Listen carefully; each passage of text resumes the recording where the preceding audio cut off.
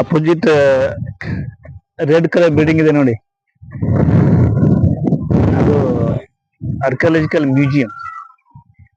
ಅಂದ್ರೆ ಐಹೊಳೆಯಲ್ಲಿ ಸಿಕ್ಕಂತ ಮೂರ್ತಿಗಳನ್ನ ತಂದು ಸಂಗ್ರಹ ಮಾಡಿದ್ದಾರೆ ಎಎಸ್ಐ ಡಿಪಾರ್ಟ್ಮೆಂಟ್.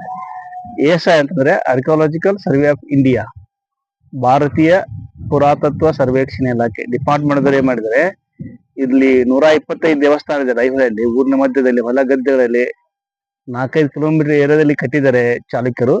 ಆ ಲೋಕಲ್ ಹೊಲ ಗದ್ದೆಗಳಲ್ಲಿ ಸಿಕ್ಕಂತ ಈ ಮೂರ್ತಿಗಳನ್ನ, ಕೈಕಾಲು ಕಟ್ಟಾದಂತ ಮೂರ್ತಿಗಳನ್ನ ಡಿಪಾರ್ಟ್ಮೆಂಟ್ ಏನ್ ಮಾಡಿದ್ದಾರೆ, ತಂದು ಅಲ್ಲಿ ಸಂಗ್ರಹ ಮಾಡಿದ್ದಾರೆ. ಮೂರ್ತಿಗಳ ಸಂಗ್ರಹಾಲಯವೇ ಇದು ಮ್ಯೂಸಿಯಂ, ಎಎಸ್ಐ ಮ್ಯೂಸಿಯಂ. ಮತ್ತೆ ಇಲ್ಲೊಂದು ಬಾವಿ ಇದೆ ಮುಂದೆ. ಫಸ್ಟ್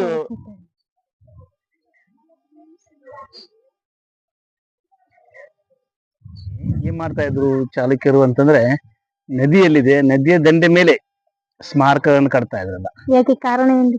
ಅಂದ್ರೆ ನೀರಿನ ವ್ಯವಸ್ಥೆ ಬೇಕಲ್ಲ, ದೇವಾಲ ಕಟ್ಟಬೇಕಾದ್ರೆ ಪೂಜೆ ಮಾಡ್ಲಿಕ್ಕೆ ಫಸ್ಟ್ ನೀರ್ ಬೇಕು. ನಮ್ಮ ದೇಶದಲ್ಲಿರುವಂತ ಎಲ್ಲಾ ಇಂಪಾರ್ಟೆಂಟ್ ಮಾನ್ಯುಮೆಂಟ್ಸ್ ಇರುವುದು ನದಿ ದಂಡೆ ಮೇಲೆ. ಹಾಗೆ ಇಲ್ಲಿ ಕೂಡ ನದಿ ಇದೆ, ಒಂದು ಮಲಪ್ರಭಾ ನದಿ ಅಂತೇಳಿ. ಆ ನದಿಯ ದಂಡೆ ಮೇಲೆ ಸುಮಾರು ದೇವಸ್ಥಾನಗಳನ್ನ ಎಕ್ಸ್ಪೆರಿಮೆಂಟ್ ಮಾಡಿದ್ದಾರೆ. ದೇವಾಲಯ ರಚನೆ ಯಾವ ತರ ಮಾಡಬೇಕು, ಕಲ್ಲನ್ನ ಯಾವ ತರ ತರಬೇಕು ಅಂದ್ರೆ, ಪಕ್ಕದಲ್ಲೇ ಕ್ವಾರಿ ಇದೆ, ಸ್ಟೋನ್ ಕ್ವಾರಿ ಇದೆ, ಅಲ್ಲಿ ಕಲ್ಲುಗಳನ್ನು ಕಟ್ ಮಾಡ್ತಾ ಇದ್ರು. ಪ್ರಾಣಿಗಳ ಸಹಾಯದಿಂದ ಜಕ್ಕೊಂಡ್ ಬರ್ತಾ ಇದ್ರು, ಕೆತ್ತನೆ ಮಾಡ್ತಾ ಇದ್ರು. ಆಮೇಲೆ ಕಲ್ಲು ಮೇಲೆ ಹೋಗ್ಬೇಕಾದ್ರೆ ಲಿಫ್ಟ್ ಆಗ್ಬೇಕಂತಂದ್ರೆ ಮಡ್ ರ್ಯಾಂಪ್, 4 ದಿಕ್ಕಿಗೆ ಮಡ್ ರ್ಯಾಂಪ್ ಹಾಕಿ ಕಲ್ಲು ಹಿಂಗ್ ಮೇಲೆ ತೆಗೆದುಕೊಂಡು ಹೋಗ್ತಾ ಇದ್ರು. ಶಿಖರದವರೆಗೂ ಮಡ್ ರ್ಯಾಂಪ್ ಹಾಕಿ ದೇವಾಲಯ ಕಂಪ್ಲೀಟ್ ಆದ ನಂತರ ಅದೇ ಮಡ್ ಅನ್ನ ನೆಕ್ಸ್ಟ್ ಟೆಂಪಲ್ ಕಟ್ಲಿಕ್ಕೆ ಯೂಸ್ ಮಾಡ್ತಾ ಇದ್ರು.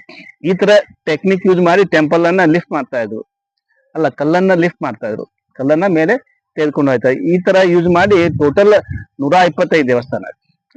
ಹಾ, ಎಲ್ಲಾ ದೇವಾಲಯ ಒಂದೇ ಶೈಲಿಯಲ್ಲಿಲ್ಲ. ಎಲ್ಲಾ ದೇವಾಲಯಗಳು ಒಂದೇ ಶೈಲಿಯಲ್ಲಿ ಇದ್ರೆ ಇಷ್ಟೊಂದು ದೇವಾಲಯ ಕಟ್ಟುವಂತ ಅವಶ್ಯಕತೆ ಇದ್ದಿದ್ದಿಲ್ಲ. ಐಹೊಳೆಯಲ್ಲಿ 125 ದೇವಾಲಯ ಇದ್ರು, 125 ಸ್ಟೈಲ್ ನಲ್ಲಿ ಬರ್ತದೆ ಅಲ್ಲ. ಮುಖಮಂಟಪ, ಸಭಾಮಂಟಪ, ಮುಂದೆ ಅಂತರಾಳ ಅಂತ ಬರ್ತದೆ, ಪ್ರೇಯರ್ ಹಾಲ್, ಪ್ರಾರ್ಥನಾ ಸ್ಥಳ, ಪ್ರೇಯರ್ ಹಾಲ್ ಬರ್ತದೆ. ಮತ್ತು ಗರ್ಭಗೃಹ, ದೇವಾಲಯಕ್ಕೆ ಒಂದೇ ಒಂದು ಗರ್ಭಗೃಹ ಬಂದ್ರೆ ಅದು ಏಕಕೂಟ ದೇವಾಲಯ. ದೇವಾಲಯಕ್ಕೆ 2 ಗರ್ಭಗೃಹ ಬಂದ್ರೆ ದ್ವಿಕೂಟ ಅಂತೇಳಿ.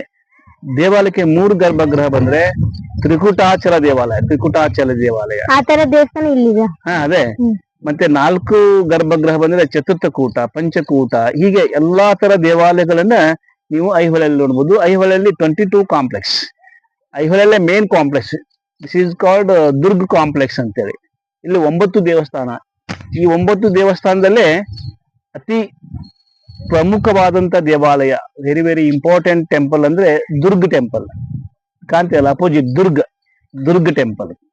ಇದು ಚಾಲುಕ್ಯ ಶಿಲ್ಪಕಲಾ ಪ್ರಪಂಚಕ್ಕೆ ಕೊಟ್ಟಂತ ಒಂದು ಅತ್ಯಮೂಲ್ಯವಾದಂತ ಒಂದು ಕೊಡುಗೆ ಅಂದ್ರೆ ಐಹೊಳೆ ದುರ್ಗ್ ಟೆಂಪಲ್. ಈ ತರ ಶೇಪ್ ನಿಮ್ಗೆ ನೋಡ್ಲಿಕ್ಕೆ ಎಲ್ಲಿ ಇಲ್ಲ. ನಮ್ಮ ದೇಶದಲ್ಲಿರುವಂತ ಎಲ್ಲ ಮಾನ್ಯುಮೆಂಟ್ಸ್ ನೋಡ್ರಿ, ಈ ತರ ಶೇಪ್ ನೋಡ್ಲಿಕ್ಕೆ ಬಹಳ ವಿರಳ. ಇದರ ವಿಶೇಷತೆ ಏನಂತಂದ್ರೆ ಶಿಖರ ಇದೆಲ್ಲ, ಶಿಖರ ಅದು north Indian style of architecture.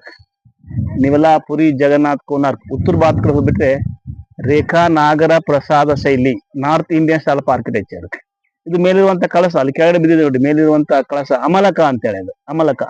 ಆಮ್ಲ on the top, it's fallen down. ಮೇಲೆ ಇರುವುದು ಕೆಳಗಡೆ ಬಿದ್ದಿದೆಯಲ್ಲ, ಅದು ಇನ್ಕಂಪ್ಲೀಟ್, ಶಿಖರ ಇನ್ಕಂಪ್ಲೀಟ್ ಆಗಿದೆಲ್ಲ.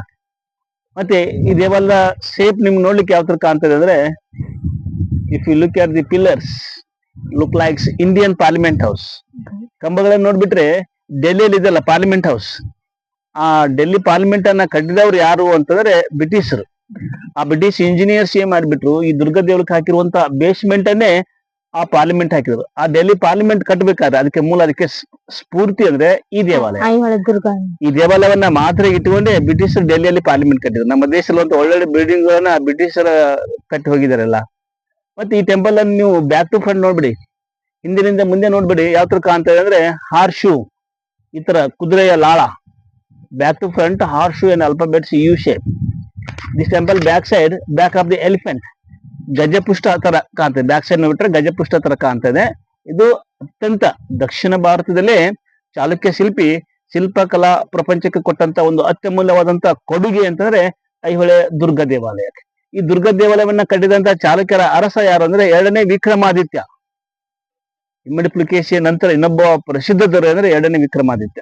2ನೇ ವಿಕ್ರಮಾದಿತ್ಯ ಈ ದುರ್ಗ ದೇವಾಲಯವನ್ನ ಕಟ್ಟಿದ್ರೆ ಇವನಿಗೆ